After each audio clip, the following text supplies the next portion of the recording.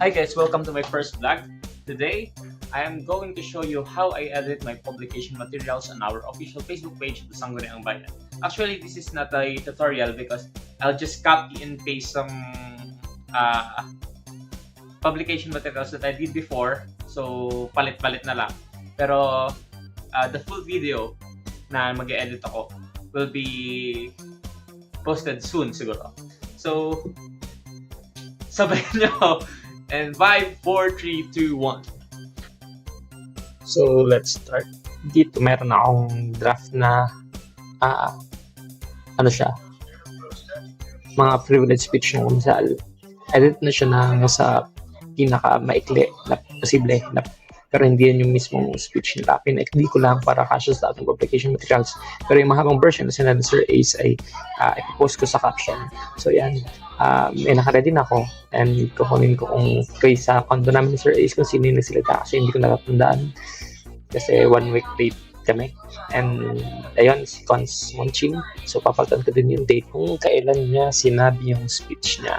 So dahil si Cons Monching yung nagsalita dyan, papalitan natin yung mga background tsaka yung picture at ilalagay natin ang picture ni Cons Monching from last week. Hanap ko muna and ayun, nahanap ko na, lalagay ko muna siya dito, then goods. And flip vertical ko lang para parang nakaharap siya. And nandun pa din yung shadow kasi nagpalit lang naman. Naayusin ko lang yung size niya. And ayan, nagkamali pa ako dyan. Kasi parang sabi ko mas bet kong pang-usama, mas maganda, mas malinaw. And ayaw niya magpalit. Then try ko i-remove yung background dito mamaya. Para yun ang lalagay ko. Kasi masyado siya nakaharap. Eh, nung linig ko yung pangit, mas maganda yung muna. So yun na lang yung gagamitin ko.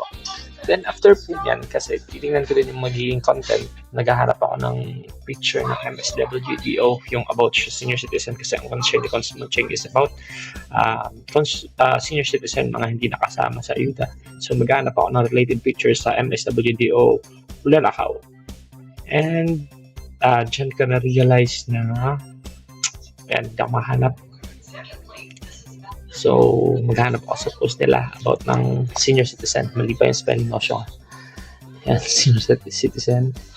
And doon ko na-realize na i-screen grab ko siya. Yung nagamit ko pala yung screen grab sa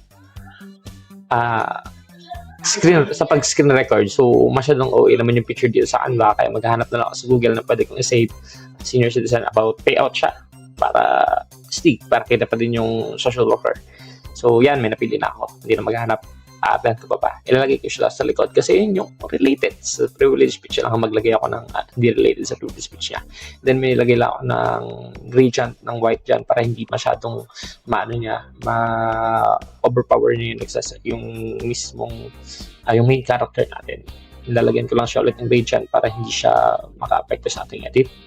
Then ayusin ko lang, adjust ko. Then lalakan ko lang yung pinaka main na motto ba yan ng LGBT Bulalakaw, yung Motto Bulalakaw. Nandyan sa paglalagay ng red, hina-highlight ko yung mismong thought ng sinasabi nila. Bukod sa pinaikli ko siya ng main thought lang, mas hinahanap ko pa yung makakatch siya attention ng tao, yung pinaka-concern na sinasabi nila. Kaya nilalagyan ko ng pula and then nilalagyan ko din ng gray dyan para maging visible yung text kaysa dun sa picture nung nagsasalita para mas mabasa ng tao kung ano. And hinahanap ko yung effect nung mag-fade yung picture pero hindi ko siya mahanap. And na-pressure na ako kasi may video. So, inayos ko na lang siya. Ayan. So, okay na. Duplicate ko na. And after ko i-duplicate yun, tagal na pala, 3 minutes pa lang. Tagal pala nito. Kasi kung duplicate, syempre, next naman is yung kay Cons Joji naman, i-edit ko yung kay Cons Joji. So, duplicate ko lang ulit siya yung draft ng then, dahil hindi kasya, ay lilitan ko yung font. Tapos, pero susulitin natin yung bawat info. So, yan, may nakita kayo yung maliit siya na about environment. So, yan, nagkamali ba ako?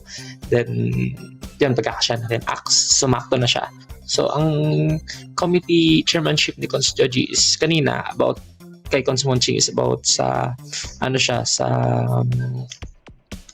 senior kasi social welfare siya. Si Cons Joji naman is about agriculture. So, maglalagay tayo ng related pic. Ayan, ayaw gumana nung change picture. So, mano-mano natin siya ng background. Then, lalagay natin ng background. And then, yan, hindi pala siya nakatagilid. So, mahirapan ako. So, dahil about agriculture yung committee chairmanship niya, maghanap tayo ng picture about farmer. Magiging nanakaw, hindi tayo manghihiram kasi walang permission. Pero siguro pag wala namang mga copyright, hindi naman pagnanakaw siguro yun. And maghanap tayo sa Google ng picture about farmer naman. Philippine farmer, specifically. Ayun, farmer.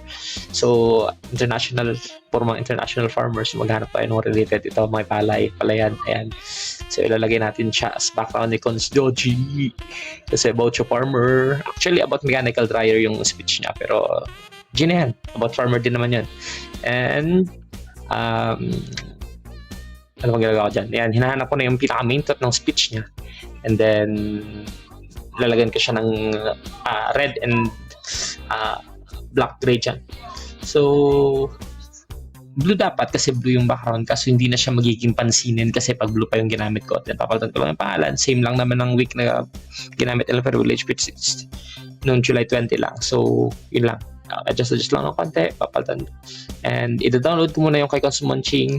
So, tapos lalagyan ko na initial niya para matandaan ko at kung kailang week niya sabi yun, yung privilege send ko sa file ng mismo. Then, kukunin ko sa convo namin ni Sir Ace yung pinaka-caption, yung buong, hindi man buo, pinaka-buo, nung medyo kompletong details sa kanyang speech.